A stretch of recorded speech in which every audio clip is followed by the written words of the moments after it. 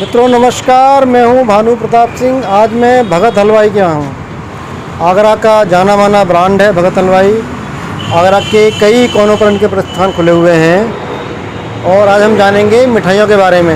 मिठाइयों के बारे में बहुत सारी लोगों के बारे में धारणाएँ ख़राब हो जाती है, कितने दिन खाएँ कितने दिन नहीं खाएँ, खोआ की मिठाई कितने दिन खानी पड़ती है, इसके बारे में जानेंगे पूरा हम भगत हलवाई के स्वामी श्री शिशिर भगत जी से। देखिए ये है मिठाइयाँ। भगत हलवाई की मिठाइयाँ बहुत प्रसिद्ध हैं, आप जानते ही हैं। इनको देखकर मुंह में पानी आ जाता है। आप देखिए यहाँ पर बहुत सारी मिठाइयाँ हैं, अन्य सारी चीज़ें भी यहाँ पर उपलब्ध हैं। हम जान रहे हैं शिशिर भगत से कि यहाँ पर मिठाई के बारे में क्या क्या सावधानी बरतनी चाहिए उपभोक्ताओं को। भगत जी, ये मिठाई के बारे में बहुत सारे लोगों के बारे में धारणा है, भ्रम है कि मिठाई जल्दी ख़राब हो जाती है। वो क्या सिस्टम है, ऐसा होता है क्या? देखिए लोगों को और अलग अलग मिठाई की अलग अलग लाइफ होती है। अच्छा। जैसे अपना घी की मिठाई होती है, हाँ। उसकी लाइफ ज़्यादा होती है। खोए की मिठाई की लाइफ उससे कुछ कम होती है। हाँ। और छेने की मिठाई की लाइफ काफ़ी कम होती है। अच्छा। उसमें भी जैसे घी की मिठाई पर अगर मान लीजिए पिस्ता लगा हुआ है ऊपर, तो उसके ख़राब होने के ज़्यादा चांसेस रहेंगे। अच्छा। हाँ जी। हाँ। और जैसे लड्डू बिल्कुल ताज़ी बनकर आया है, बिल्कुल तर है वो। हाँ। और उसको अगर आपने फ्रिज में रख दिया तुरंत, तो क्योंकि वो ह्यूमिडिटी पकड़ लेता है, तो फंगस लगने के चांसेस ज़्यादा रहते हैं। अच्छा। तो बहुत सारे लोगों को ये मालूम नहीं होता, वो सोचते हैं कि सभी मिठाइयों को फ्रिज में रखना चाहिए। जबकि ऐसा नहीं है। तो कौन सी मिठाई फ्रिज में नहीं रखनी चाहिए? देखिए घी की मिठाइयाँ अमूमन फ्रिज में नहीं रखनी चाहिए। अच्छा। कम से कम जब तक उनके अंदर मॉइस्चर है तब तक तो दिन 2 दिन जैसे निकल जाए और नहीं ख़त्म हुई है, तो उनका जब मॉइस्चर सूख जाए उसके बाद में आप फ्रिज में रख सकते हैं उनको। घी की मिठाई कितने दिन रख सकते हैं खाने के लिए सुरक्षित है? मीठी घी की मिठाई की लाइफ 4-5 दिन है आराम से जी। अच्छा, ठीक है। और खोए की मिठाई भी में भी सेम वही प्रॉब्लम है। अगर मान लीजिए अगर आप और बरसातों में जल्दी ये ह्यूमिड होता है, मौसम में मॉइस्चर होता है, उन दिनों में वो दिन सबसे ज़्यादा खतरनाक होते हैं मिठाई के लिए। बारिश क्योंकि मॉइस्चर होता है मौसम में, तो फंगस लगने के चांस उन दिनों सबसे ज़्यादा होते हैं। सेम वही खोए का है। और छेने की मिठाई जिसमें कि रसमलाई हुआ जैसे, या और पाकीज़ा हुआ, संदेश हुआ, ये जो मिठाई होती है इनकी लाइफ बहुत ही कम होती है।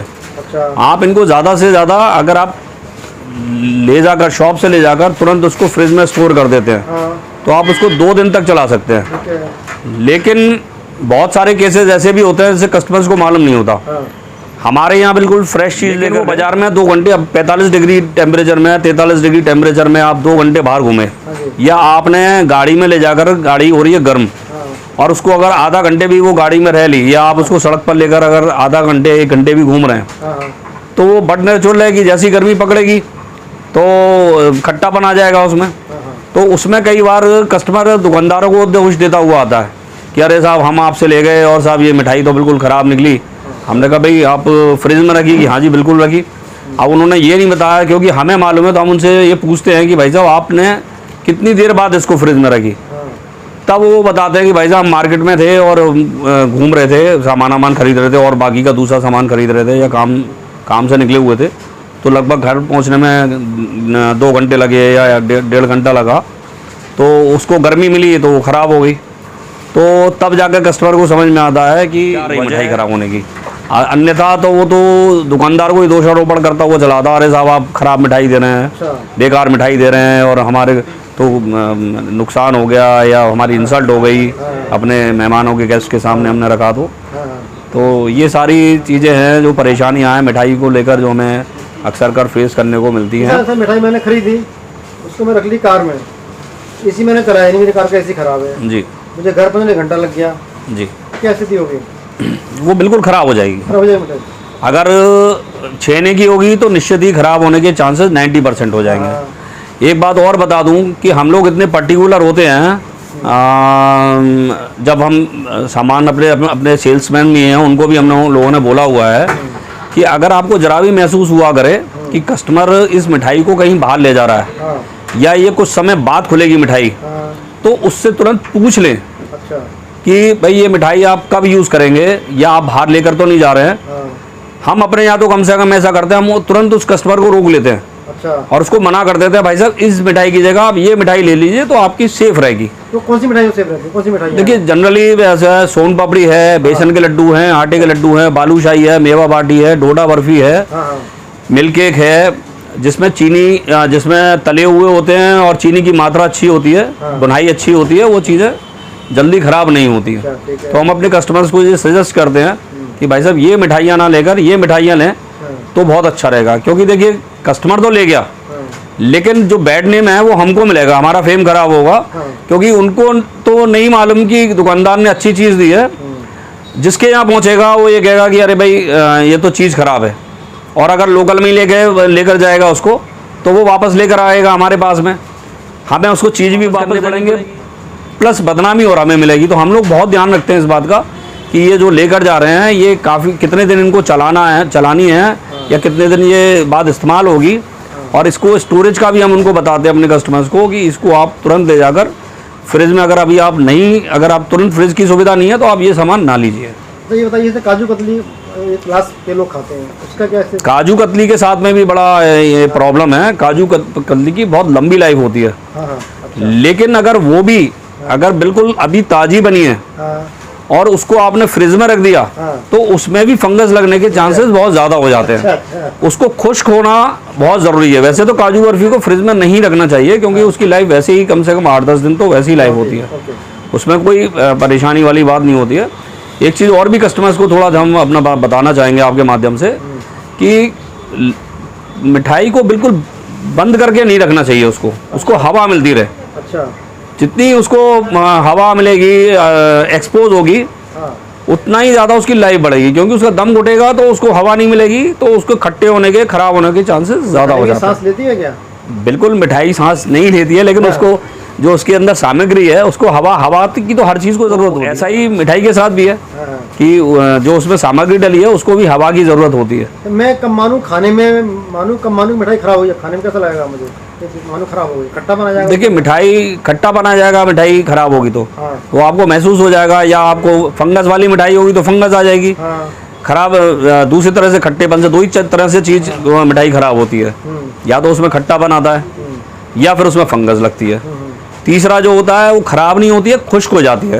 अच्छा। तो खुश्क मिठाई आप मतलब यानी कि वो खराब नहीं है, आपने रखा है उसे कई दिन तो खुश्क हो गई, आप उसे सूख गई है, उसका मॉइस्चर खत्म हो गया, आप उसको खा सकते हैं, आपको नुकसान नहीं करेगा। पर खोआ की मिठाई के बारे में कहते हैं तो 24 घंटे के अंदर खा लेना चाहिए।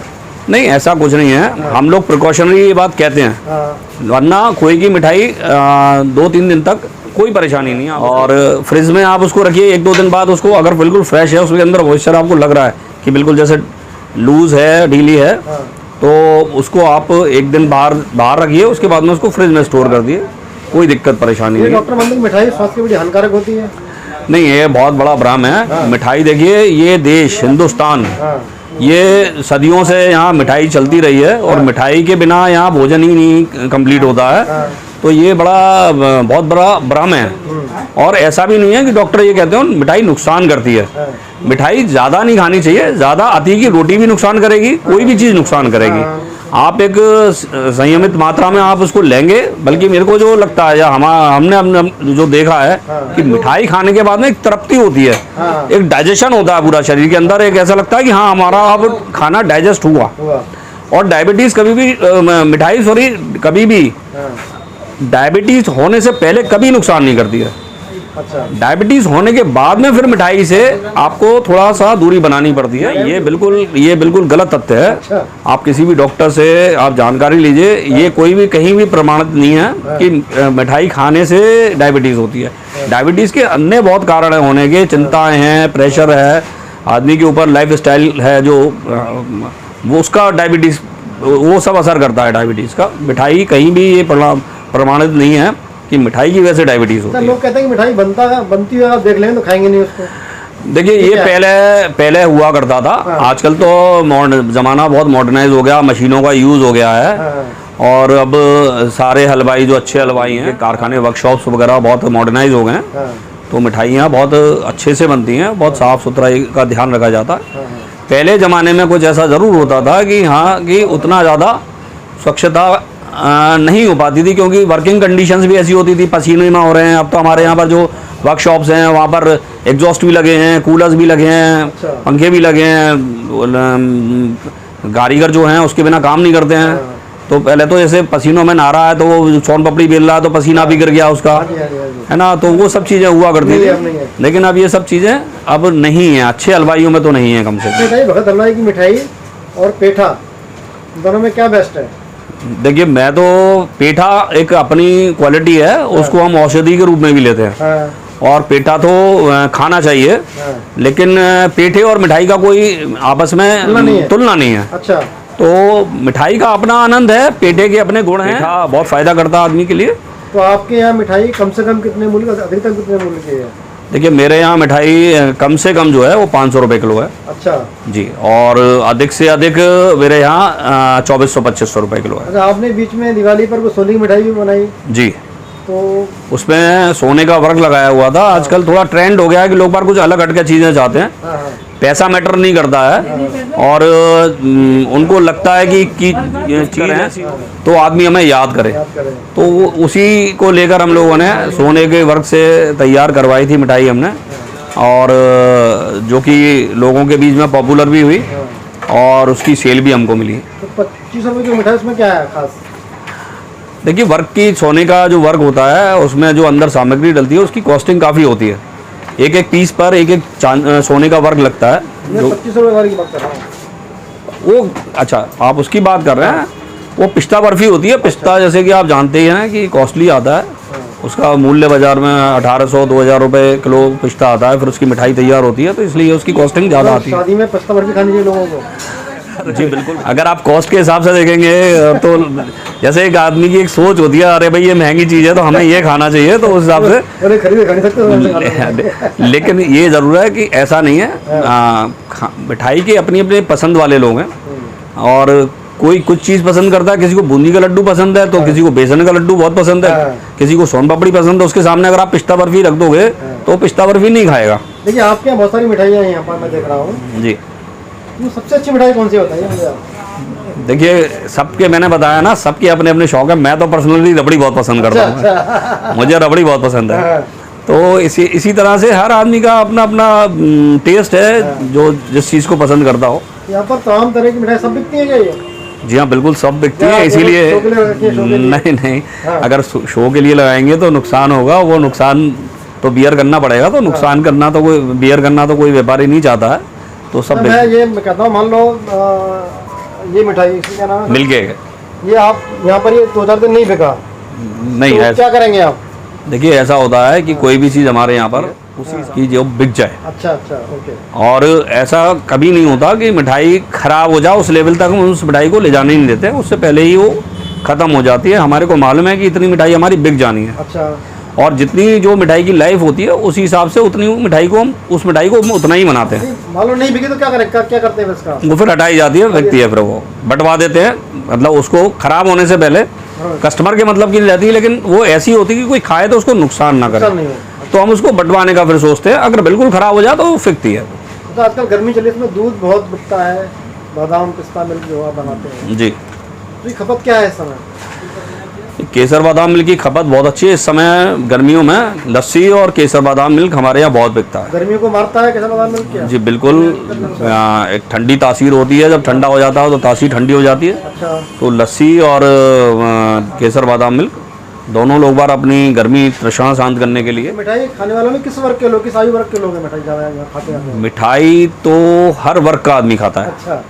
रिच भी खाता है, पुअर भी खाता है, सबको मिठाई पसंद है। जिसका जैसा जेब है, जैसे अगर गरीब है तो वो फिर छोटे हलवाइयों के पास जाता है और सस्वां से सस्ती मिठाई खरीदता है।